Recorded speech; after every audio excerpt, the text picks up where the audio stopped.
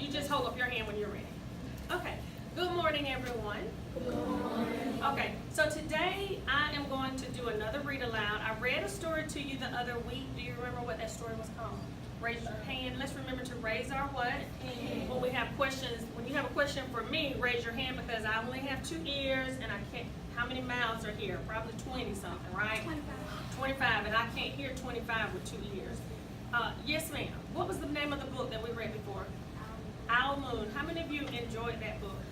Now that was a kind of, it wasn't really long. Very good. Put your hands down. It wasn't really long, but it was long enough. How many took an AR test on it? You did? Okay. So the book that I'm going to read to you today, when we finish the book, if the book is within your level, you can also take a test on this. But let's just look at what our learning target. Ms. Shinwell has been working with you on asking questions, right? Somebody tell me why we ask questions while we're reading. Why do we ask questions while we read? To understand what we read more. It gets you interested in your reading and it helps you to understand what you're reading more.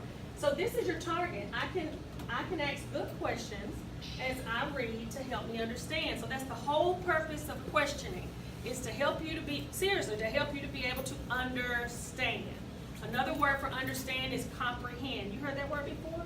Yes. Comprehend. So the book I'm going to read to you, and I may not finish this book today, is called Thelma the Unicorn. Raise your hand if you've ever read this book. Have you really? Okay. So when I start wondering about certain things, I don't want you to tell me what happens at the end of the book. The first thing that I want you to do is let's take a look at the book and let's wonder and notice some things. What does this front cover make you wonder? Yes, ma'am. A unicorn. Is the unicorn in the sky? Okay, so this makes me wonder, is the unicorn in the sky because she sees what? Stars. That's a very good wonder question. Like, are they in outer space? Are they up in the sky? So we noticed stars and it made us wonder and ask the question about, were they up in the sky? What's another question or something that you wonder from just looking at the cover? Are we going to find out that I wonder if unicorns are real? And if we're going to find this out, that's a good wonder question. And one more.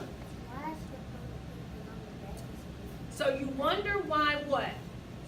She's pink right here, and you must have noticed on the back that she was brown. So that is a very good wonder and notice question. So we're going to move on. We're not going to finish this book today because of time. We're going to read just a little bit today, and then tomorrow we'll pick up, or if I'm not in here, Ms. Shinwell will pick up and read it. I will leave it, okay? Are you ready? Thelma felt a little sad.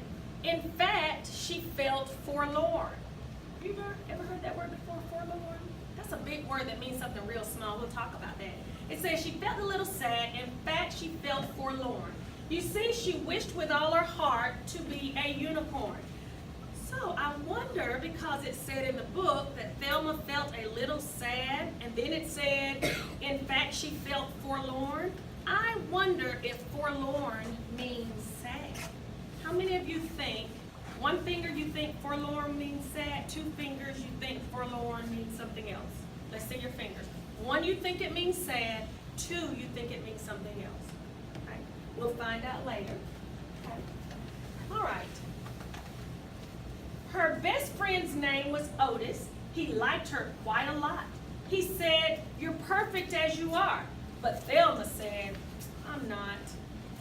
I wonder what is making Thelma feel like she is not perfect. Because even when her friend told her that she was, she said what?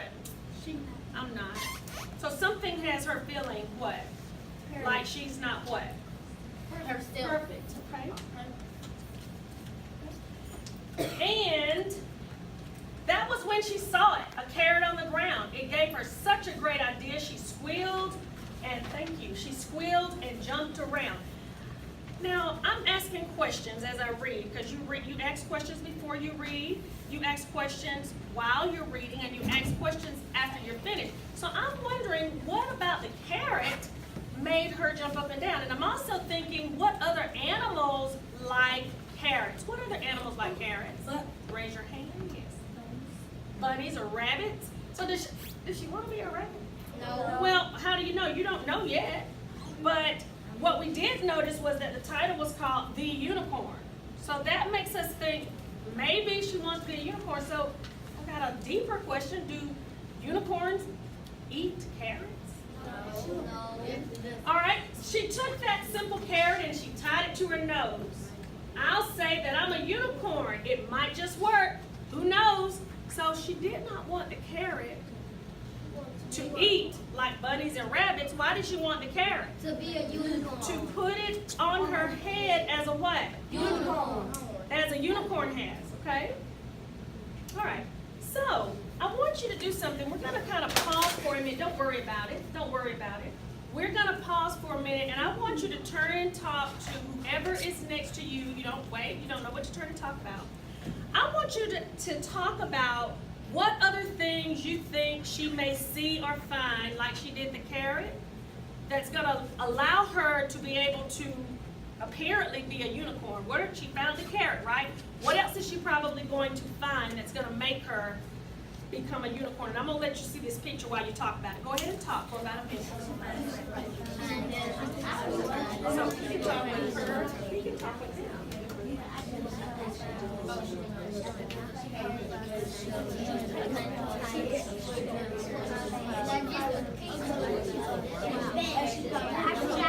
was pink. A hush fell over the crowd. A hush fell over the crowd. A hush fell over the crowd.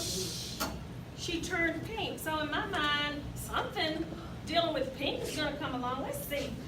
It says, well, as she did, a truck drove by. The driver rubbed his eye.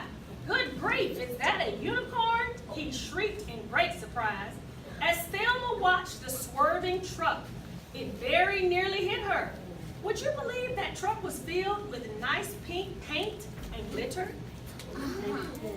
So did she find something? I hear some people saying, I told you, I told you. Did she find something to help her turn into a unicorn, or what happened? Raise your hand if you can tell me what happened. What happened? What, a truck did what? He turned sharp and spilled what?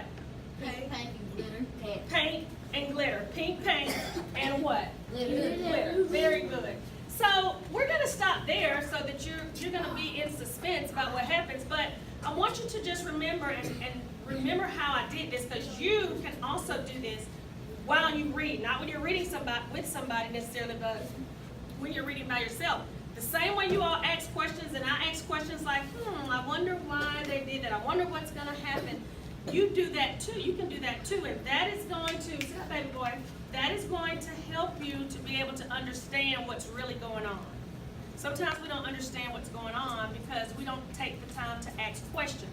And asking questions helps you to be a better what? Reader. Very good.